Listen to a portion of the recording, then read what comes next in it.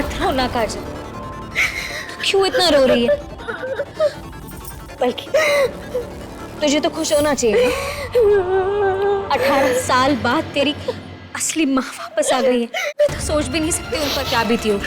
18 साल यूं अपने घर से, अपने परिवार से, अपने बच्चों से दूर रहना, हमें सब सोच कर इतना बुरा लग रहा है। उन पर ये सब गुजरी है काजल। गुस्सा मुझे एक बात पर आ रहा है कि जब हमारे घर वालों को पता था कि हमारी असली माँ जिंदा है, तो उन्होंने कभी उन्हें वापस लाने की कोशिश क्यों नहीं की? उन्हें ढूंढने की कोशिश क्यों नहीं की? विदुषी माँ हमसे इतना बड़ा झूठ बोल सकती है, मैंने कभी नहीं सोचा था, कभी नहीं।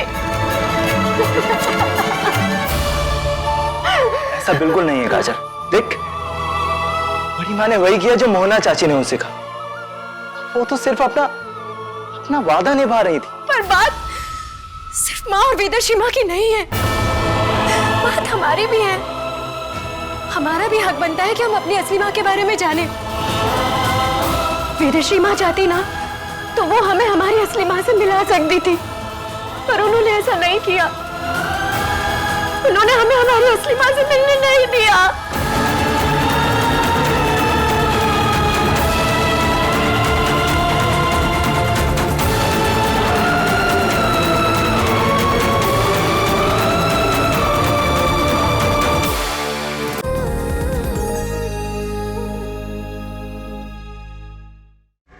मुझे माफ कर दे बेटा, अपनी माँ को माफ कर दे। मैंने तुम दोनों को माँ के प्यार से दूर रखा, उसके लिए मैं तुम दोनों से हाथ जोड़ के माफी मांगती हूँ। मुझे माफ कर दे, मुझे माफ कर दो, मुझे माफ कर दो।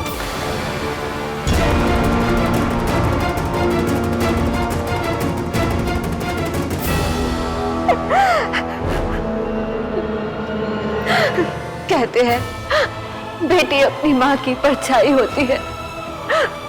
तू तो मुझे समझ सकती होगी ना काजल, समझ सकती होगी कितना मुश्किल हुआ होगा अपने पति को, तुम्हारे पापा को खोना, तुम दोनों से दूर जाना। तू तो अपनी माँ को माफ कर सकती है ना काजल, बस एक बार, ताकि मरने के बाद मेरी आत्मा को शांति मिल सके।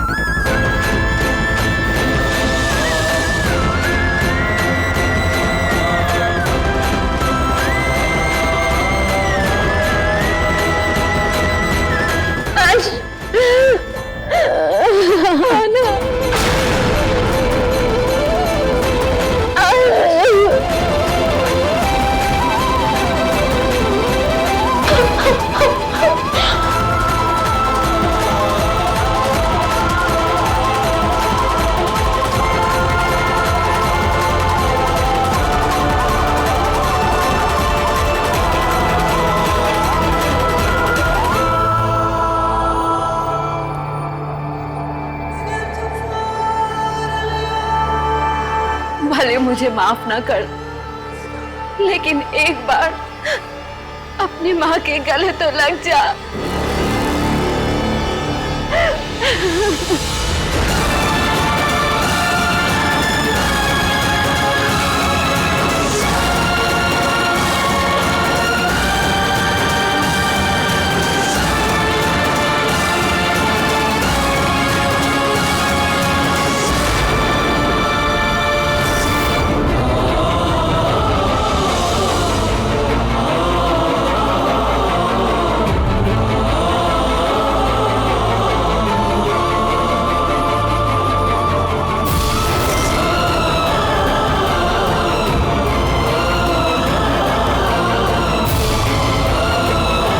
मुझे माफ कर दे बेटा।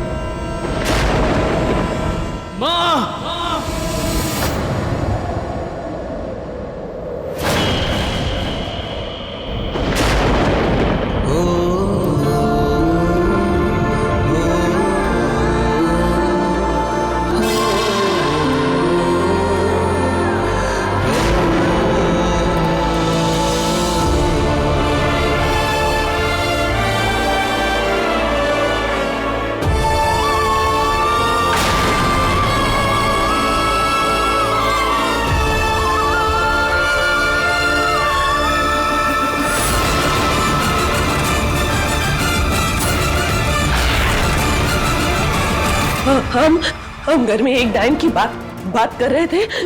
अब तो दो डायन घुस आई है। अब क्या करेंगे भाभी? पंडित जी होते तो शायद कोई रास्ता निकालते, लेकिन वो खुद गायब है। अब हम इस मुश्किल से कैसे निकलेंगे? मेरी समझ में तो ये नहीं आ रहा कि जब मोना पत्थर की बन गई थी तो वो वापस कैसे आ गई? गुरुमा ने बताया तो था। एक बुरी खबर है वैदेश्वरी जी, वो डायन अब पत्थर की नहीं रही। लेकिन कहाँ ध्यान दिया था हमने उनकी बातों पर? भाभी, आपको कब पता चला कि रूबी एक डायन है? अब इन बातों का क्या फायदा जब मैं चीख कर सबको ये बताने की कोशिश करी थी कि रूबी एक डायन है, तब तो मेरी बात किसी ने नहीं मानी ना। पागल समझ रहे थे मुझे। गलती हो गई भाभी, अब जो हो गया सो हो गया। अब सोचना ये है कि ये गलती को सुधारा कैसे जाए, डायन को घर से निकाला कैसे जाए। इस बार डायन से पीछा छुड़ाना आसान नहीं होगा। मोहना अंश की माँ है और अंश हमारी कमजोरी। अगर मोहना ने अंश को हमारे खिलाफ भड़का दिया तो इस बार अंश हमारे और मोहना के बीच आ खड़ा होगा, मोहना की ढाल बनके।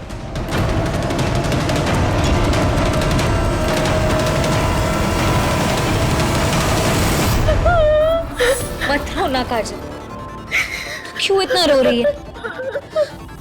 बल्कि तुझे तो खुश होना चाहिए। 18 साल बाद तेरी असली माँ वापस आ गई है। मैं तो सोच भी नहीं सकती उन पर क्या बीती होगी। 18 साल यूं अपने घर से, अपने परिवार से, अपने बच्चों से दूर रहना। हमें सोच कर इतना बुरा लग रहा है। उन पर ये सब गुजरी है काजल। गुस्सा मुझे इस बात पर आ रहा है कि जब हमारे घर वालों को पता था कि हमारी असली माँ जिंदा है, तो उन्होंने कभी उन्हें वापस लाने की कोशिश क्यों नहीं की? उन्हें ढूंढने की कोशिश क्यों नहीं की?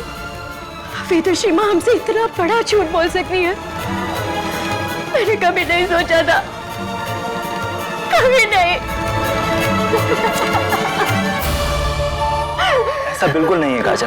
देख, बड़ी माँ ने वही किया जो मोहना चाची ने उनसे कहा। वो तो सिर्फ अपना वादा निभा रही थी। पर बात सिर्फ माँ और वेदश्री माँ की नहीं है, बात हमारी भी है। हमारा भी हक बनता है कि हम अपनी असली माँ के बारे में जानें। वेदश्री माँ चाहती ना तो वो हमें हमारी असली माँ से मिला सकती थी, पर उन्होंने ऐसा नहीं किया। उन्होंने हमें हमारी असली माँ से मिलने नहीं दिया।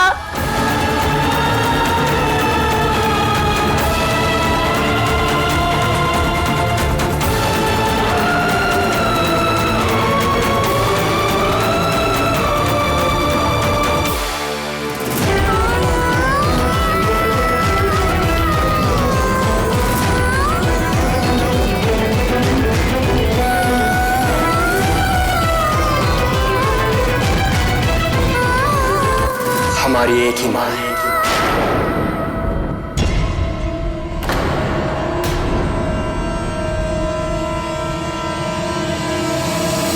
वो जिसने मां ना होकर भी मां का हर फर्ज निभाया।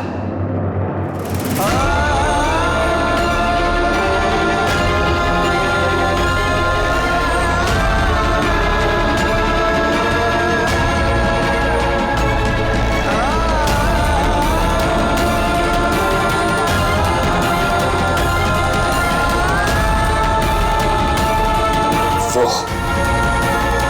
जो हमारे लिए खुद कभी मां नहीं बनी, पर जन्म देने वाली मां से भी बढ़कर प्यार दिया।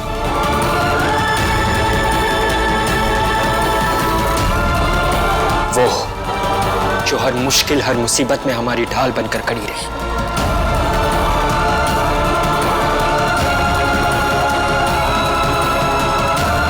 ना कि घबराकर हमें छोड़कर चली गई। और आज जब जन्म देने वाली मां वापस लौट आई, तो तू हमारी मां की 18 साल की तपस्या भूल गई।